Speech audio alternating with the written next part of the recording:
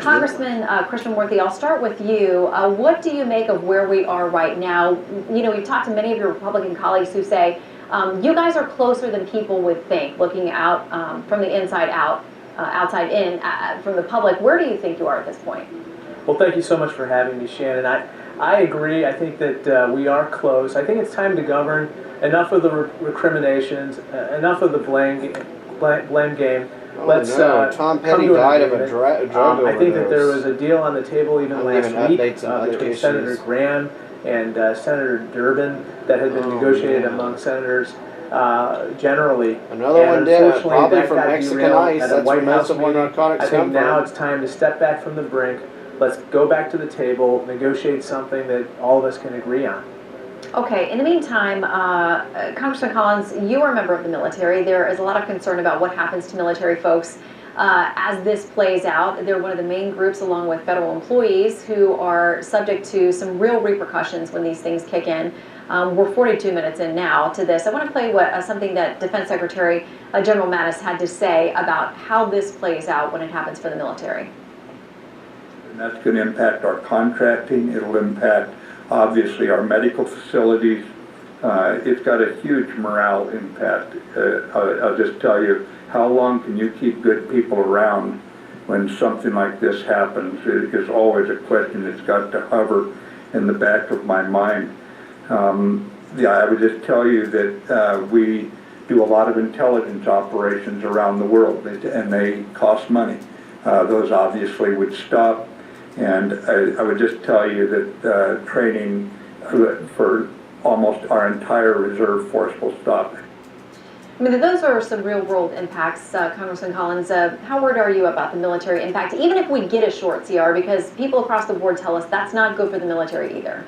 No, it's not, Shannon. I think that's the issue that's bothering most of us here tonight. And what the conversation I'm having, and it's really concerning again, and even my friend from Illinois, is my Democratic friends are saying, well, we want to deal with DACA, we want to get this deal, and then we'll deal with the spending. Let's get back to dealing with the American issues that we have of spending on our military, spending on our readiness, spending on just regular functions of our government, and commit to finding a fix for DACA. But DACA is a separate issue. DACA is not even, if you would be, ripe or primed right now. It is happening. We are trying to get it fixed. The President's committed to it. But when you're dealing with real-world families, when you're dealing with the issues of our government and staying open and doing the things that we're supposed to be doing, look, let's deal with those things that we're supposed to be doing, because as a reservist, I know I've been getting texts all day from folks that I serve with and others saying, where are we headed? What are we doing? Am I going to get my training? This is the kind of concern, and a CR doesn't do it. That's a big concern in the House with many of our folks, and I know some in the Senate. We need to get to a full 2-year cycle so that we can have the long-term spending plan that our military needs to face the real-world problems.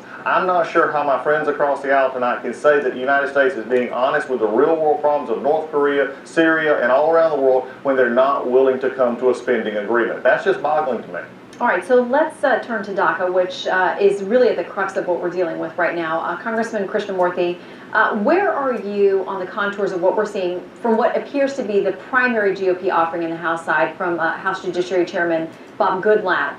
It's pretty tough. I mean, it cuts down, eliminates chain migration and the visa lottery eventually. It does provide some pathway to legal status and protection for DACA, for the Dreamers, but it's really tough on a number of levels. Is that something that there are portions of it, any of it, some of it, all of it, that you could get on board with?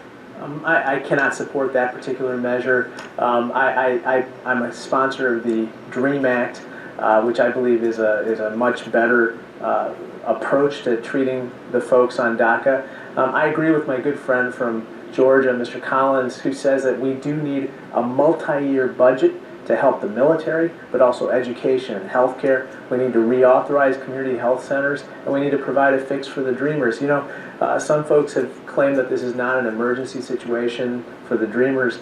They're about to be subject to deportation in March, in less than 60 days. I think that's an emergency, and we are funding ICE as well as Customs and Border Patrol, as well as the Department of Homeland Security. No, you're only promising to fund them, which you should have done before. Immigration and these particular issues. But that being said, let's come back to the table. Let's be, let's be our best selves, and let's come with open minds and open hearts, and let's be bipartisan about this. That's what I believe we have to do. We have a duty to do at this point. Congressman Collins, hearing that, and it's nice to hear the two of you are friendly and very respectful to each other. Yes, it sounds like you want to find common ground here, but Congressman Collins, where are you on the Goodlatte bill? Where are you on what you're hearing from your colleague tonight? Well, many of the parts of the Goodlatte bill we've actually already voted on in the Judiciary Committee. This is not a new bill. Many of these pieces were put together from different things that have been already going through and in the process of discussing immigration. The only exception I take with my friend is this, is that the emergency, and he spoke of the emergency and the urgency with the DACA. Why are we not speaking about the same urgency and concern about a military that can't get funding? Let's take it out of the CR context. Let's take it out of this continuing resolution context. When it was offered on the table for us to basically suspend the sequestration and to take away the cuts that would be coming to military, what happened was is when they went to the table, instead of raising the discretionary spending and keeping it and removing the cuts from sequestration and removing the cuts for sequestration on defense, what happened is our friends across the aisle wanted to raise the domestic spending up to the levels of the defense spending. I think these are big issues that are not being discussed and talked about, because when I look at this, I look at the real world issues of our defense. I look at the training incidences. I look at the lack of manpower. I look at the same thing that General Mattis just talked about, that psyche of what are we doing and are we being appreciated. So I think, to me, there's a bigger emergency in our side of our spending and looking at how we make a long-term solution here and work together. Yes, this is something that we can work together on, but there has been commitment to say we'll find a solution for the DACA folks. We are wanting to make sure that they are taken care of, but we have to put priorities in line, and one of the biggest priorities is what is not happening right now, and that is not funding this government and not funding our troops. Can I agree with Mr. Collins on something? Yeah, we definitely, your response, please. Yes, Mr. Collins brings up some excellent points with regard to the military, but he also probably realizes that there's some emergencies on some non-military matters as well. 1/3 of the non-defense discretionary budget is actually spent on security measures, everything from counterintelligence issues to homeland security and so forth. So, we have to, take care of our veterans as well. We have to take care of these non-defense matters just at the same time that we're taking care of these military matters, and we have to do it in a way that's consistent with the values of the American people. They're demanding a solution. We got to come to the table right now. It's 12:40 Eastern time. I think we should go to the table right now. I don't think we should delay, and we got to get to the work of the American people. I should note that one thing that we're doing in our office, we're going to be open every day of this shutdown. I suspect many of my colleagues will also have their offices open. I'm donating my paycheck to local charities. And I think on a bipartisan note, I should note that we are also co-sponsoring a bill. I'm sure that Mr. Collins is on this bill to take care of military families who may be affected by the shutdown right now. So let's take that spirit. Let's go to the table.